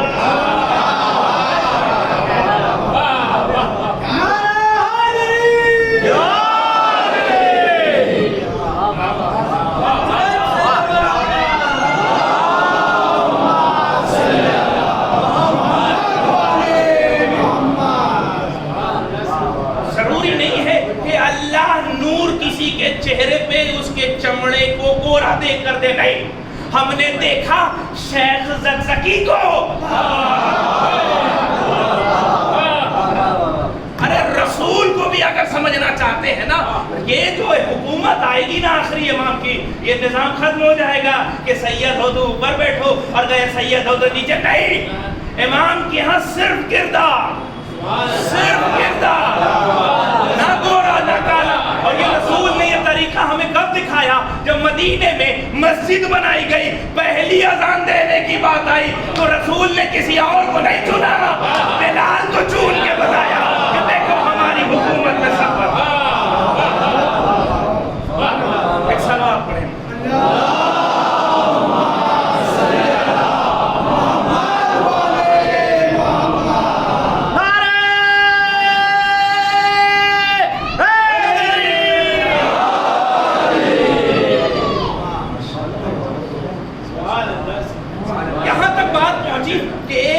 کسی بھی انسان کا کالا ہونا، گورا ہونا، سانولا ہونا یہ عیب نہیں ہے. اب ہمارے یہاں ایک چیز پیش کی گئی ہے کہ جب بھی اماموں کے بارے میں ہم سوچتے ہیں تو ہم جو ٹی وی میں ایک نور دیکھتے ہیں اور اس طرح کا ذہن ہم اپنے ذہن میں، اس طرح کی تصویر ہم اپنے ذہن میں بناتے ہیں. یاد رکھیے اس طرح کی تصویر نہ بنائیے. اس لیے کہ جب اس طرح کا ذہن میں تصویر بنائیں گے تو ہمیں محسوس ہوگا ہم بہت نیچے ہیں، وہ بہت نورانی ہے، ہم ان سے بہت دور ہو جائیں گے. ہم ان سے بہت دور ہو جائیں گے. ہمیں یہ ماننا پڑے گا کہ کالا ہونا عیب نہیں ہے، جب عیب نہیں، اب روایت آپ کے حوالے، اکثر معصوم کا رنگ گندمی تھا، گندم یعنی گیہوں کا رنگ، گیہوں کا رنگ، حتیٰ یہ کہ نوے امام کے بارے میں ملا کہ نوے امام کا رنگ سانولا تھا۔ اس کا مطلب یہ ہے کہ جو ہمارے ہاں تصویر بنائی جاتی ہے ذہن میں، وہ انسان کو امام سے دور کرنے کے لیے بنائی جا رہی ہے۔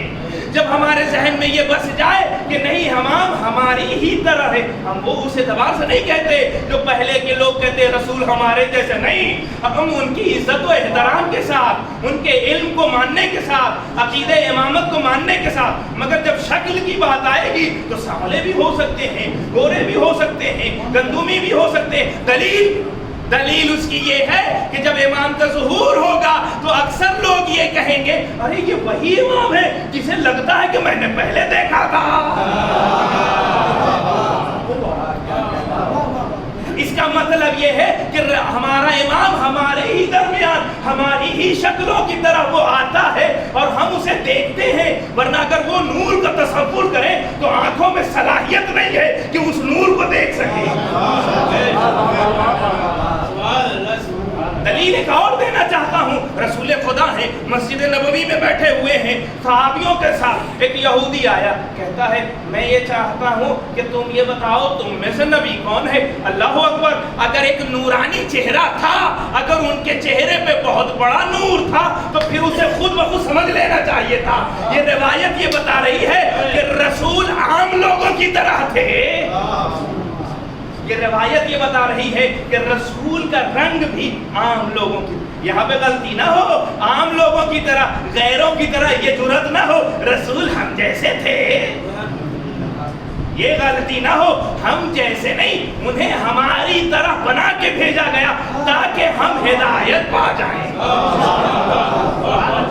تاکہ ہم ہدایت پا جائیں۔ اس لیے کہ قرآن کی آیتیں میں اسے کوڈ نہیں کرنا چاہتا ہوں۔ قرآن جب یہی جو کافر ہیں جو انکار کر رہے تھے وہ کہہ رہے تھے کاش اگر کوئی فرشتہ ہے نہ نبی ہوتا تو ہم مان لیتے، رسول کو جب بھیجا تو کہا فرشتے ہوتے، فرشتوں کو جب بھیجا تو کہا کہ رسول آدمی ہماری طرح ہوتا۔ یہ انسان راضی ہونے والا نہیں ہے اگر ان کے اعتبار سے چلا جائے۔ یہاں تک بات پہنچ گئی کہ امامت کا مطلب یہ ہے کہ امام کا بے عیب ہونا ضروری ہے۔ امام بے عیب ہیں، ان کے پاس علم ہے، اور یہیں پہ میں اپنی بات کو آخری مرحلے میں پہنچانا چاہتا ہوں۔ ایسا آپ پڑھیں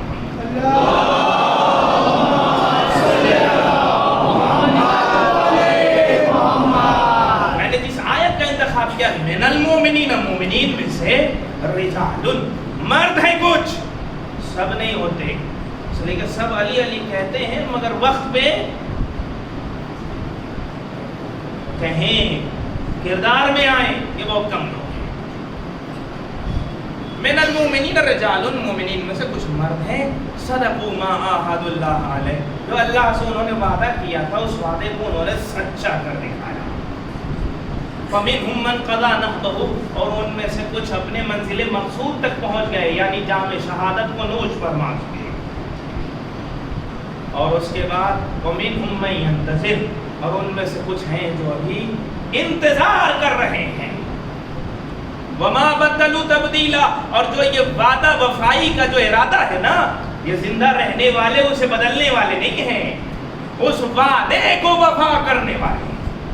اس آیت میں گزرے ہوئے لوگوں کی بھی داستان ہے اور آئندہ آنے والے انتظار کرنے والے لوگوں کی بھی صفات ہے، اور ہم انتظار کرنے والوں میں سے۔ امام کا غائب ہونا کیوں غائب ہوئے؟ اس کے کچھ اسباب ہیں، کچھ علتیں ہیں۔ ان علتوں میں سے میں ایک علت کی طرف اشارہ کرنا چاہتا ہوں۔ ایک علت یہ ہے کہ امام کو غائب اس لیے خدا نے اٹھا لیا، اس لیے انہیں غائب کیا کہ دشمن جیسے موسیٰ کو قتل کرنا چاہ رہے تھے ویسے امام کو تلاش کر رہے تھے، اس لیے کہ دنیا یہ جان چکی تھی کہ ایک بچہ آئے گا جو ساری حکومتوں کو نابود کر دے گا، تو کوشش جاری تھی۔ اسی لیے 11ویں امام نے بہت مخصوص کچھ لوگوں کو بتایا تھا یہ تو میرے بعد یہ امام ہے، بہت کم لوگوں کو بتایا یعنی امام کو قتل کرنے کا امکان تھا اس لیے. اب میرا ایک سوال ہے، اگر آج امام ظہور کر جائیں تو کیا وہ سیفٹی ہم نے ابھی تک دلوائی؟ کیا سعودی حکومت جیسی بادشاہت کو چھوڑ دے گی؟ اس کا مطلب یہ ہے کہ ہم لوگوں کی اب ذمہ داری بڑھ رہی ہے. امام کے ظہور کے لیے ہمیں کم سے کم مکے میں ان کو سکون دینا پڑے گا. صرف یہ کہا جائے، ایک دعا یہ ہوتی ہے نا کہ پروردگارا جنت البقیع کی جلدی تعمیر کرا دے، ہونی چاہیے دعا. اس لیے کہ جہاں سارے معصومین کے روزے ہیں وہاں بھی ان کی بھی روزے ہونا چاہیے. مگر صرف مجلسوں میں، اس مجلسوں کے بعد یہ دعا کیا جائے کہ جنت البقیع کی تعمیر ہو جائے، یہ صرف تعمیر کی دعا کرنے سے کچھ نہیں ہوگا. پہلا سوال یہ ہوگا کہ سعودی جیسے ظالم حکومت کو گرانے کا تم نے کون سا راستہ نکالا؟ صرف جنت البقیع کی تعمیر نہیں، پہلے وہ ظالم اگر پھر بنا دیا جائے اور پھر بننے کے بعد پھر وہ ظالم حکومت پھر ڈھا دے گی. اس کا مطلب یہ ہے کہ ہمیں جنت البقیع کی تعمیر سے زیادہ ظالم کو مٹانے کے بارے میں سوچنا چاہیے. تب ہم کہیں سکون دے سکیں گے نا، تب کہیں ہم اطمینان دے سکیں گے، ورنہ صرف تمنا کرنے سے کچھ نہیں ہونے والا ہے. جنت البقیع کی تعمیر ہونی چاہیے مگر سعودی جیسے ظالم کو نابود ہونے چاہیے. اس لیے فلسفہ غیبت میں اہم علت امام کی جان محفوظ ہے. اور پھر ایمان امتحان، لوگوں کا امتحان لیا جا سکے کہ تم اپنے امام کو نہیں مانتے ہو، پھر بھی تم اپنے کردار میں کتنے اچھے ہو، کتنا اپنے آپ کو تم بدل سکتے ہو، کتنا آمادہ کر سکتے ہو، کتنا اپنے آپ کو صحیح کر سکتے ہو. یہ امامت کے حوالے سے ہمارا اگر عقیدہ صحیح ہو جائے. میں ایک جملے کو ذکر کرتا ہوں، وہ بہت اہم ہے. آج سنڈے ہے اس لیے میں سنڈے ہی کو سمجھ کے یہ بات پہنچا دے رہا ہوں. کل شاید کچھ کم ہو جائیں یا جو بھی. یاد رکھیے، امام جب ظہور کریں گے نا، امام ظہور کریں گے تو ان کا سلوگن کیا ہوگا؟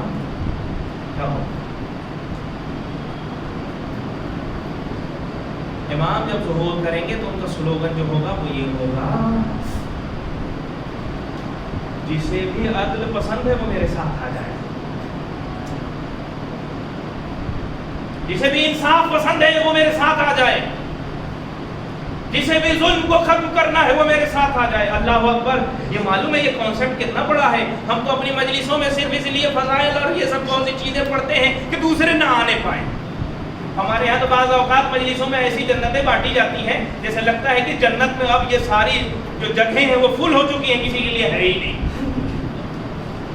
اللہ کسی بھی بندے کو اگر امکان ہے کہ وہ ہدایت پا جائے تو پھر وہ پوری کوشش کرتا ہے کہ وہ جنتی ہو جائے. اس کے جنت کے بڑے ہونے میں یا چھوٹے ہونے میں یہ ہم کون ہیں کہ جو چھوٹا کریں؟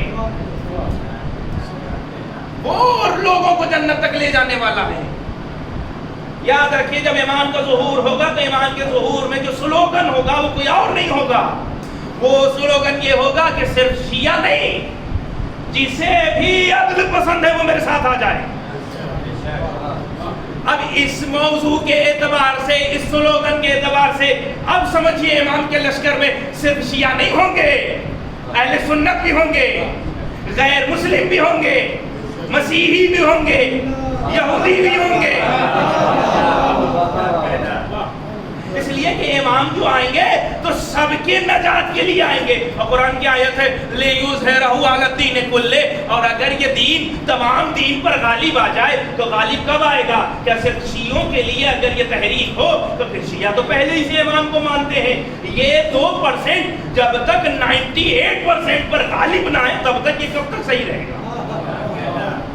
اس کا مطلب یہ ہے کہ امام اپنی حکومت میں 98% لوگوں کو اچھا کریں گے. معلوم ہے کون سے لوگ امام کے تلوار سے قتل کیے جائیں گے؟ ان کے دشمنوں میں کون سے؟ وہ جو مین سرغنہ ہوتا ہے نا، مین جو لیڈر ہوتا ہے نا، جس کے بہکاوے میں کئی لوگ آتے ہیں، امام مین کو قتل کر دیں گے. وہ اس آدمی کو قتل کریں گے. یہ جتنے ہیں یہ خود بخود امام کی طرف آ جائیں گے. اسی لیے ہم اسرائیل کے لوگوں سے ہمیں دشمنی نہیں ہے, اسرائیل کی حکومت چلانے والوں سے دشمنی ہے. اس لیے ہمیں امریکہ میں رہنے والوں سے کوئی دشمنی نہیں ہے, امریکہ کی حکومت کو چلانے والوں سے نفرت ہے. تو امام جی نے ماریں گے وہ مین لوگ ہوں گے جو کئی ہزار لوگوں کو برباد کر چکے ہوں گے. اور جب ایک بڑی تعداد, آپ ذرا سا نزدیک سے دیکھیے, یہ کسان آندولن ہوا تھا. آپ اگر سوچئے کسان آندولن کیا چاہتا تھا, یہی چاہتا تھا نا کہ ہمیں حکومت سے ہمارا حق مل جائے. اگر ہم اپنے امام زمانہ کا کانسیپٹ صرف ان کے سامنے پیش کر دیں کہ دیکھو دنیا کی جتنی حکومتیں آئی ہیں وہ انسانوں کے نام پر بنائی گئی مگر خون چوسے گئے ہیں, ایک حکومت ایسی بنائی جائے گی جس میں صرف انسان کو ہی اہمیت دی جائے گی. تو بتائیے اگر یہاں پر ہمارے امام کی لیڈرشپ ہو جائے گی تو یہ جو اتنا پرسنٹ لوگ تھے نا وہ سب کے سب امام کے ساتھ آ جائیں گے. میں ایک سخت موضوع کو آپ کے سامنے پیش کر رہا ہوں اس لیے کہ ہم نے سنا نہیں ہے نا کبھی. امام کے لشکر میں بہت لوگ, اب رہا اللہ اکبر, لوگ آئیں گے عدل کے نام پر. یہاں طے ہو گیا کہ اگر کوئی شیعہ ظالم ہوگا تو وہ امام کے ساتھ نہیں جائے گا. ظالم سے ہی دشمنی ہے, پوری جنگ ظالم کے خلاف ہوگی, ظالم سے ہی جنگ ہوگی. اللہ اکبر. یہ جو لوگ آئیں گے نا امام کے ساتھ, یہ لوگ جو جڑیں گے امام کے ساتھ یہ آئیں گے عدل کے نام پر, اور جب نزدیک سے امام کا کردار دیکھیں گے تو آنے والا غیر مسلم ہوگا مگر آخر میں مسلمان ہو جائے گا. آنے والا غیر مسلم ہوگا اور امام کے کردار کو دیکھ کر پھر وہ مسلمان ہو جائے گا. اور آخر میں معلوم ہے کب جناب عیسیٰ کب نماز پڑھیں گے کوئی بتا سکتا ہے؟ آپ ہمیشہ امام زمانہ پہ سنتے رہتے ہیں, اس کے بعد میں پوچھ رہا ہوں خاص جناب عیسیٰ امام کے ظہور کے بعد مکہ میں نماز نہیں پڑھیں گے, کہاں پڑھیں گے؟ سب سے آخری جنگ ہوگی یہودیوں سے, اور سب اس لیے کہ یہودی اتفاق سے پیدائشی ایسے ہیں کہ وہ بہت جلدی راضی ہونے والے نہیں. لن ترضى عنك اليهود ولا النصارى, کچھ بھی کر لو یہودی اور عیسائی تم سے راضی نہیں ہو سکتے, اور دونوں ایک دوسرے سے راضی نہیں ہو سکتے. مگر جب اسلام ان کے سامنے آ گئے تو دونوں دوست بن گئے, دونوں دوست ہو گئے. المختصر جناب عیسیٰ کب آئیں گے؟ جب بیت المقدس آزاد ہو جائے گا, اب پہلی نماز کی باری آئے گی. وہاں عیسیٰ آئیں گے, امام کے پیچھے نماز پڑھیں گے. وہ بھی کب امام بلائیں گے؟ اس لیے کہ جب ہر طرف عدل و انصاف کی حکومت قائم ہو جائے گی تو اب عیسائی کہیں گے ارے اب اپنا تو کام ہو گیا ہے, چلو اپنے مذہب پہ واپس چلے جائیں. جیسے ہی پلٹنے کی کوشش کریں گے فوراً امام جناب عیسیٰ کو بلائیں گے, آ جاؤ بھائی یہ تمہارے امتی ہیں, یہ تمہارے امتی ہیں, انہیں تم ہی سنبھالو. عیسیٰ آ کے کہیں گے دیکھو میں خود مسلمان تھا, میں نے ثابت کیا نا آدم بھی مسلمان تھے, میں خود مسلمان ہوں, اب بہتر یہ ہے کہ تم بھی مسلمان ہو جاؤ. تو ایک گروہ وہ ہوگا جو مانے گا اور ایک گروہ نہ مانے گا. جب ایک گروہ نہ مانے گا تو یہ ماننے والے انہیں مارنے لگیں گے, اس میں کچھ لوگ تلوار دیکھ کر پھر صحیح ہو جائیں گے. پھر ایک بڑی تعداد جناب عیسیٰ کے ماننے والے سب مسلمان ہو کر امام کے پاس آئیں گے. آپ سمجھ رہے ہیں اب جناب عیسیٰ کا کردار کیا ہے؟ امام کی حکومت میں عدل ہوگا, عدل کی بات ہوگی, انصاف کی بات ہوگی. تب کہیں جا کے 7 مہینہ مکمل جنگ ہوگی اور جنگ کے بعد ایک حکومت تیار, اور اس حکومت کی انشاءاللہ میں صفات ذکر کروں گا کہ امام کا پلان اکنامکس کے حوالے سے کیا ہوگا, کلچرل پلان کیا ہوگا, امام کا اور بھی بہت سے سیاسی پروگرام کیا ہوں گے, امام کے کس طرح کے 313 لوگ کیسے لیڈ کریں گے, اور ہمارا رول کیا ہوگا. ہم 313 میں پہنچ پائیں گے یا نہیں پہنچ پائیں گے، ہم وہاں کیا کریں گے، یہ سارے سوال ہیں، ان سب کا جواب انشاءاللہ۔ ایک سوال پڑھیں محمد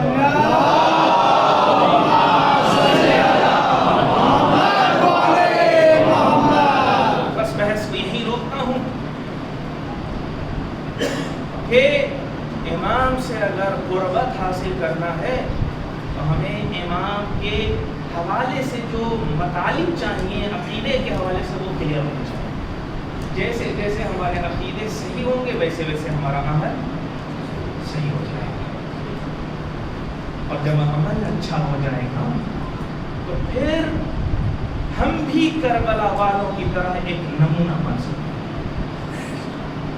میں نے عرض کیا تھا رسول سے اچھے صحابی حسین کو ملے، مگر امام حسین سے بھی اچھے صحابی آخری امام ہوئے۔ کردار آخری امام کے لوگوں کا، صحابیوں کا بہت اہم ہے، جس میں نے اس روایت کو پیش کیا تھا کہ آخری زمانے کے لوگوں کی اہمیت اس لیے زیادہ ہے کہ یہ امام وقت کو دیکھتے بھی نہیں ہیں مگر ایمان میں مضبوط ہے، اس لیے ان کی اہمیت ہے، اس لیے ان کے فضائل زیادہ ہیں۔ اور جب بھی امامت سے قریب ہوا ہے انسان پھر اسے تکلیف بہت ہوتی ہے۔ امام کو اگر حق سمجھ کر ان کا ساتھ دیا جائے تو بہت سے مسائل، بہت سی تکلیفیں، بہت سی مصیبتیں اٹھائی جائیں گی، الگ الگ طرح کا امتحان لیا جائے گا، بھوک کا، پیاس کا، بچوں کو قتل کر کے، گھروں کو آگ لگا کر، خیموں کو جلا کر، سب کیوں؟ اس لیے کہ یہ جو امام ہے نا یہ لوگوں کی ہدایت کے لیے آیا ہے، لوگ یہ نہیں چاہتے کہ کوئی کسی کی ہدایت کرے، اس لیے ان کے اوپر ظلم بھی زیادہ ہے۔ اللہ اکبر، پانی سے بھی امتحان بہت سخت ہے۔ صدیق میں دشمن نے کہا تھا کہ اگر علی قبضہ بھی کر لینا تو میں کہہ رہا ہوں جاؤ پانی لینے، اس لیے کہ علی سخی ہیں، وہ کبھی پانی بند نہیں کرے، مگر جب دشمن والے ہیں نا وہ جب وقت پڑا تو وہ حسین پر وہ پانی بند کر دیا۔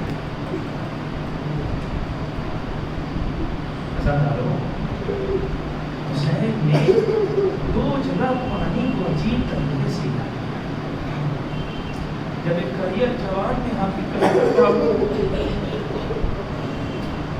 بابا اگر ایک قطرہ پانی مل جائے، جیسے ہی علی اکبر نے کہا بیٹا ایسے وقت میں سوال کیا ہے جس وقت حسین کے پاس ایک قطرہ پانی نہیں ہے، ایک مطلب حسین نے کہا اے بیٹا علی اکبر ایک کام کرو تم اپنی زبان کو میرے منہ رکھ دو۔ اللہ اکبر، جیسے ہی علی اکبر نے زبان رکھی فوراً کھینچ لیا، قیامت ہو گئی۔ اگر علی اکبر یہ کام نہ کرتے تو کوئی بھی تاریخ نہ لکھ سکتی تھی کہ حسین کتنے پیاسے تھے۔ اللہ اکبر، ہاذا دارو، ایک عجیب مقتل کا جملہ ہے۔ جب علی اکبر زمین کربلا پہ آئے ہیں نا تو سارے شہیدوں نے حسین کو سلام کیا تھا، مگر علی اکبر نے کہا علیکم منی السلام۔ اے بابا میں آپ کو جواب سلام پیش کرتا ہوں۔ اے علی اکبر اپنے بابا کو سلام کرتے۔ عجب نہ ہو علی اکبر گئے، ارے میں نے اپنے بابا کی زبان کو اپنی زبان سے چوس کے یہ بتا کر لیا تھا کہ میرے بابا کا مجھے کتنا خوش ہے۔ اللہ اکبر، علی اکبر نے اس لیے جواب سلام دیا کہ مجھے معلوم ہے میرے بابا کی اتنی بھی طاقت نہیں ہے کہ جو میرے سلام کا۔ اللہ اکبر، حالی اصغر کے لیے بھی حسین نے دامن کو پھیلایا۔ علی اصغر کے لیے پانی مانگا. ارے جو پانی مانگا ہے، ارے دین پر کا دین علی اصغر کے منہ کو چھیدتے ہوئے. میرے اللہ تعالیٰ خدا کسی باپ کو ایسا دن نہ دکھائے. ارے علی اصغر کو حسین نے اپنے ہاتھوں پہ دم توڑتے ہوئے دیکھا. اللہ اکبر. آزادانو مقتل نے لکھا ہے کہ شام غریبہ ارے پانی آیا. جب پانی آیا ہے نا، ارے سید سجاد کو زینب نے دے دیا. اے بیٹا تم بیمار ہو، تم پی لو. ایک مرتبہ سید سجاد نے کہا اے بھومی اماں، ہم میں سب سے چھوٹی جو ہے وہ سکینہ ہے، اے پانی سکینہ پیے گی. اب جیسے ہی سکینہ کو دیا، ارے سکینہ نے پانی لے کر مقتل کا روک کیا. کسی نے پوچھا اے بی بی کہاں جا رہی ہو؟ سکینہ نے جواب دیا ارے ابھی آپ نے کہا جو سب سے چھوٹا ہوتا نا اسے پانی دیا جاتا. ارے میرا بھیا علی اصغر بہت پیاسا تھا، میں اسے پانی پلا دیتا، میں اس کو سیراب کر. اِنَّا لِلَّهِ وَإِنَّا إِلَيْهِ رَاجِعُونَ. رضا بذاته وتسليما لأمره. پروردگار محمد و آل محمد سب سے مختصر سی عبادت قبول فرما. آسیان حیدر قرار انتظام مالک داؤد کی حفاظت فرما. پروردگار ہمیں حقیقی امام کا چاہنے والا بنا دے. پروردگار ہمیں حقیقی منتظر اور رضادار بننے کی توفیق عطا فرما. پروردگار ہمارے سروں پر علماء کا سایہ قائم اور دائم رکھ. پروردگار سب سے اہم دعا ہمارے امام کو قبول میں تعظیم فرما. ہمیں اصلاح بنا دے کہ ہم ان کا اصلاح دعا میں شمار ہو سکیں. ربنا تقبل منا انك انت السميع العليم. یا حسین، یا حسین، یا حسین، یا حسین، یا حسین. جو ممکن اس حفلے میں حصہ لینا چاہتے ہیں وہ حصہ لے سکتے ہیں. یا حسین، یا حسین، یا حسین، یا حسین، یا حسین، یا حسین، یا حسین.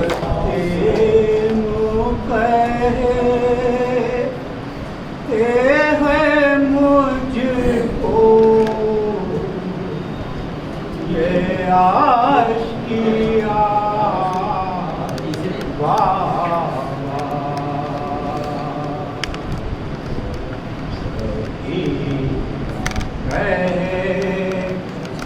ہے رو کر یہ کیا ہوا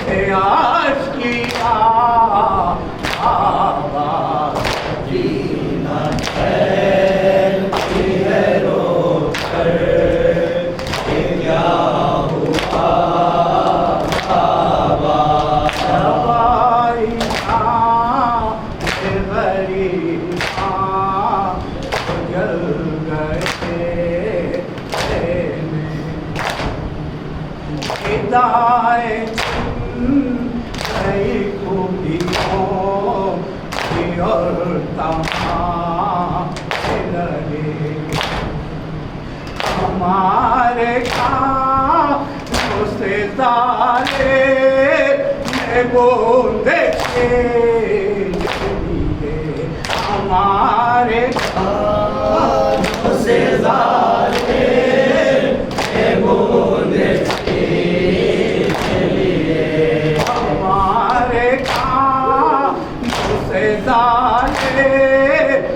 बूंद के लिए हमारे हाथों से जालिम ने बूंद के लिए जो सुना कि हूँ रोता करबला बाबा यतीम कहते हैं मुझको ये आशिकिया बाबा सकीना कहती है रो कर क्या हुआ बाबा सकीना कहती है रो कर क्या हुआ बाबा मेरी है तन्हा और सकी नजर नजर में मेरी बड़ी मती कदम कदम से रुलाना नया करे आए कदम कदम से रुलाना नया करीना है कदम कदम से रुलाना नया करे आए कदम कदम से रुलाना नया करीना है मुझे लगा कि है सैले ये आशिकिया बाबा यतीम कहते हैं मुझको ये आशिकिया बाबा सकीना कहती है रो कर क्या हुआ बाबा सकीना कहती है रो कर क्या हुआ बाबा मुझे पता ये किसको यतीम कहते वो बच्चे से तम है जो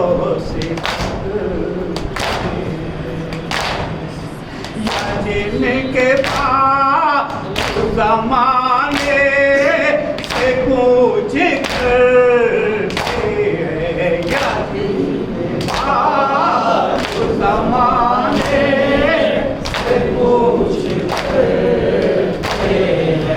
या जिनके पास जमाने से कुछ करते हैं या जिनके पास जमाने से पूछ करते हैं नहीं है इसे बात कुछ मुझे पता बाबा यतीम कहते हैं मुझको ये आशिकिया बाबा सकीना कहती है रो कर क्या हुआ बाबा सकीना कहती है रो कर क्या हुआ बाबा मैं जिस जगह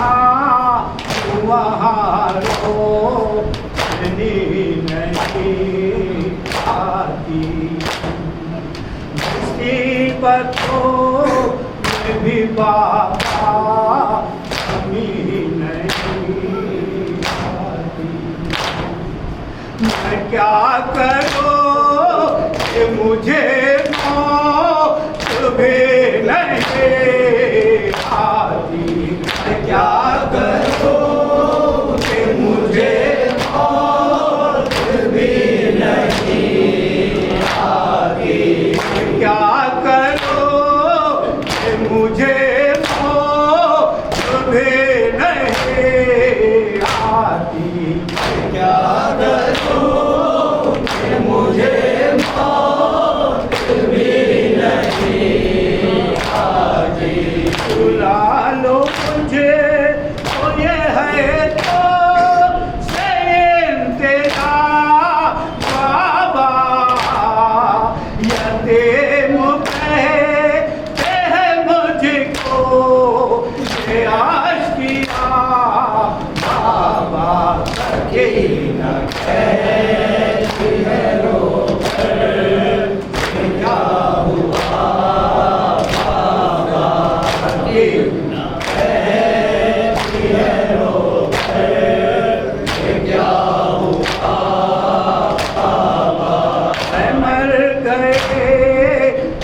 चचा के सलाम कहे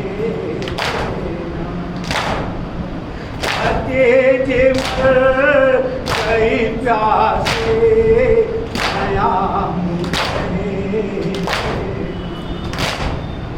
नहीं था पानी का कुछ इंतजाम कहे देना नहीं था पानी का कुछ इंतजाम कहे देना नहीं था पानी का कुछ इंतजाम कहे देना नहीं था पानी का कुछ इंतजाम कहे देना सबों पे उसे बस चचा चचा बाबा यतीम कहते हैं मुझको ये आशिकिया बाबा सकीना है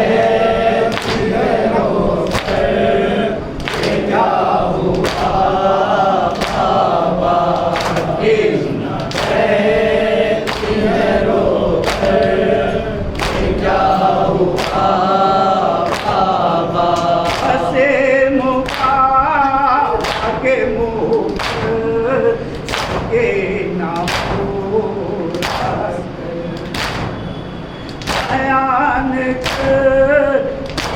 अपने उसे बसे मुखा के मुख के नाम बयान है अपने उसे बसे अरे हुसैन को अपने इशारे में लेकर अरे हुसैन को अपने इशारे में लेकर अरे हुसैन को अपने इशारे में लेकर अरे हुसैन को अपने इशारे में लेकर तुम्हारा तक नया सोखा हुआ गला बाबा यतीम कहते हैं मुझको ये आशिकिया बाबा सकीना